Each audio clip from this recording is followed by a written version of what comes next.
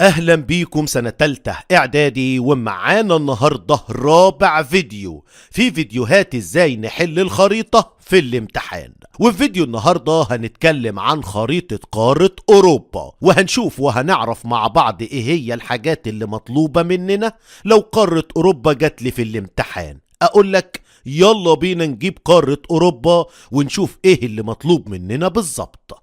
واول حاجة لازم تعرفها المية اللي موجودة حوالين قارة اوروبا، يعني المحيطات والبحار. اقول لك لو جالي هنا كده وقال لي ده ايه، اقوم قايل له ده المحيط القطبي الشمالي. اما لو جالي كده على ايدي الشمال وقال لي ده ايه، اقول له ده المحيط الاطلنطي. اما بقى لو جالي تحت هنا كده وقال لي ده ايه، اقول له ده البحر المتوسط. طب ده ايه، اقول له ده البحر الاسود. طب ده هو ايه، اقول له ده بحر قزوين بس تبع قارة اسيا. طب هو انت كده خلصت المحيطات والبحار؟ اقول له لا، انا عندي البحر ده هو اسمه البحر البلطي، وده اسمه بحر الشمال. وعلى فكرة في الحتة الصغيرة دي بحر اسمه بحر المانش.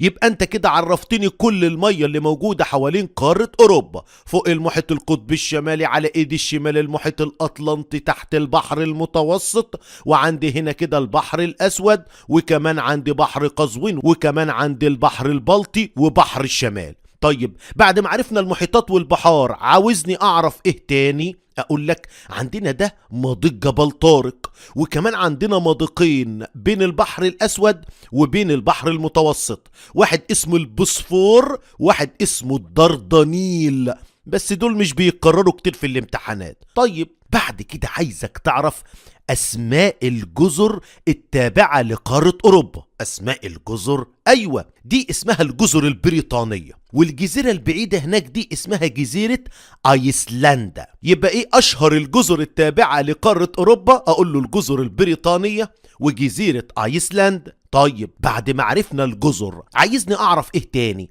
اقول لك تعرف القارات اللي جنب قارة اوروبا، يعني دي قارة افريقيا، اما دي قارة اسيا. وهنا تحس ان اسيا واوروبا الاتنين داخلين في بعض. بس استنى، تعرف ايه اللي بيفصل بين اسيا عن اوروبا؟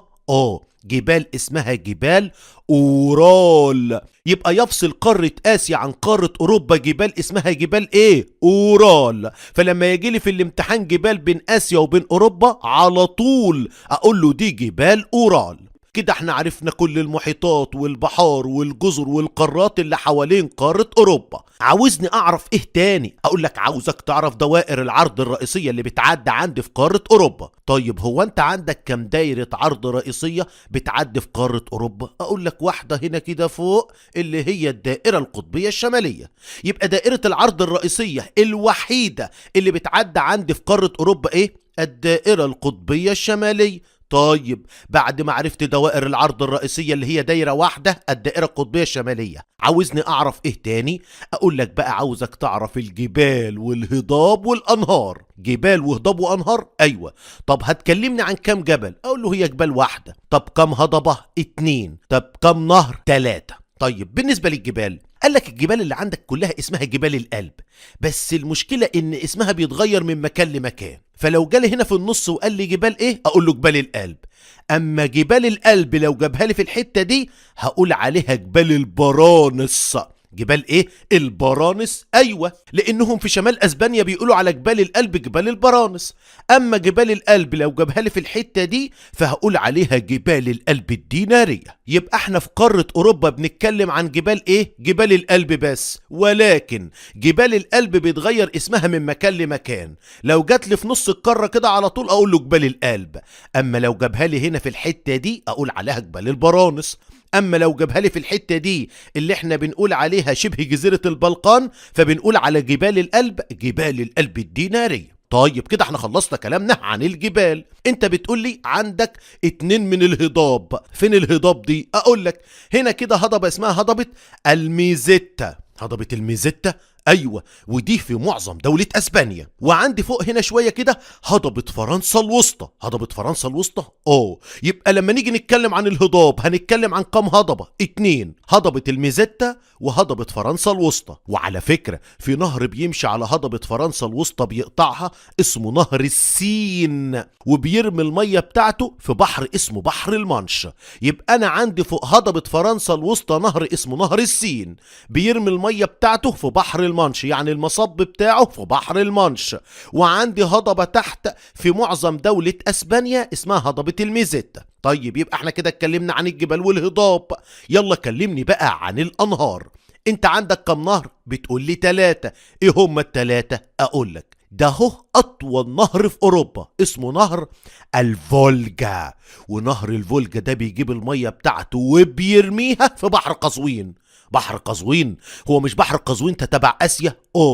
ونهر الفولجا ده موجود في اوروبا؟ ايوه. يبقى النهر ده بيرمي المية بتاعته في قارة تانية، يعني بيرميها في بحر قزوين اللي تبع قارة اسيا. ركز، يبقى اطول نهر عندي في اوروبا ايه؟ الفولجا. بيرمي المية بتاعته، يعني بيصب المية بتاعته فين؟ في بحر قزوين، يعني بيصب المية بتاعته في قارة تانية، يعني نهر عابر للقارات. طيب عندي نهر اسمه نهر الدانوب اللي بيرمي المية بتاعته في البحر الأسود. عندي كمان نهر الراين اللي بيرمي المية بتاعته في بحر الشمال. يبقى لما نيجي نتكلم عن الأنهار هنتكلم عن كم نهر؟ 3. الفولجا وده أطول نهر وبيرمي المية بتاعته في بحر قزوين. الدانوب اللي بيرمي المية بتاعته في البحر الأسود. الراين اللي بيصب وبيرمي المية بتاعته في بحر الشمال. على فكرة ال3 أنهار دول كونوا تربة خصبة في قارة أوروبا، فبقول على المنطقة دي كلها بتاعت قارة أوروبا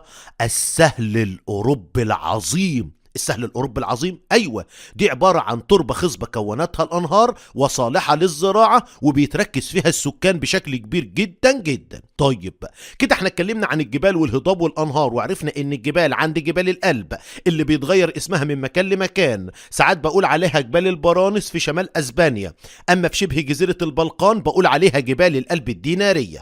والهضاب هضبة الميزيتا وهضبة فرنسا الوسطى، أنهارك فولجا وراين ودانوب. طيب بعد ما عرفنا التضاريس يعني الجبال والهضاب والأنهار، عاوزني أعرف إيه تاني؟ أقول لك عاوزك تعرف الأقاليم المناخية والسلالات البشرية. طيب نبدأ الأول بالأقاليم المناخية. هو أنت عندك كم إقليم مناخي مطلوب مني أعرفه في قارة أوروبا؟ أقول لك 3. 3؟ أيوة، وسهلين جدا. لو جالي في الحتة اللي فوق دي أقول له إقليم التندرة. جالي في غرب أوروبا في الحتة دي يبقى إقليم غرب أوروبا. جالي بقى على البحر المتوسط يبقى إقليم البحر المتوسط. بس كده؟ بس كده. يبقى ايه الاقاليم المناخية اللي مطلوبة مننا في قارة اوروبا؟ 3. الحتة اللي فوق دي التندرة. الحتة اللي في غرب القارة بتاعت اوروبا اسمها اقليم غرب اوروبا. الحتة اللي عند البحر المتوسط دي اقليم البحر المتوسط. بس كده؟ بس كده. طيب بالنسبة للسلالات البشرية اقول لك هي حتة سلالة واحدة، السلالة القوقازية. كل قارة اوروبا تبع السلالة القوقازية.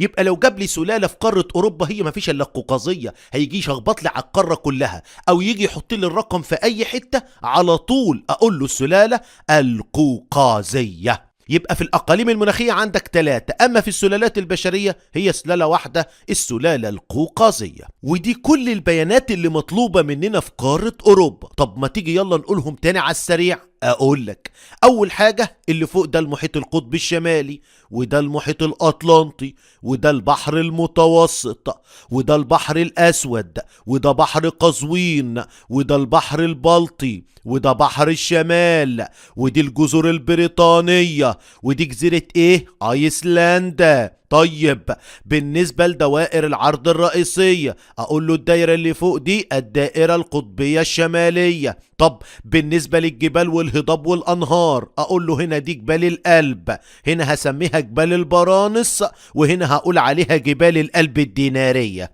أما دي هضبة الميزيتا، أما دي هضبة فرنسا الوسطى، عليها نهر اسمه نهر السين. طب بالنسبة لأنهارك أقول له ده نهر الفولجا، وده الدانوب، وده الراين. طيب بالنسبة لأقاليمك المناخية عندك كم إقليم؟ 3 فوق التندرة. على ايدك الشمال في غرب قارة اوروبا اقليم اسمه اقليم غرب اوروبا. الحتة اللي على البحر المتوسط اسمها اقليم البحر المتوسط. طب بالنسبة للسلالات البشرية عندك سلالة واحدة وهي السلالة القوقازية. وبكده نكون خلصنا كل البيانات اللي مطلوبة مننا في قارة اوروبا. تحياتي ليكم مستر عطا زكي شحاتو.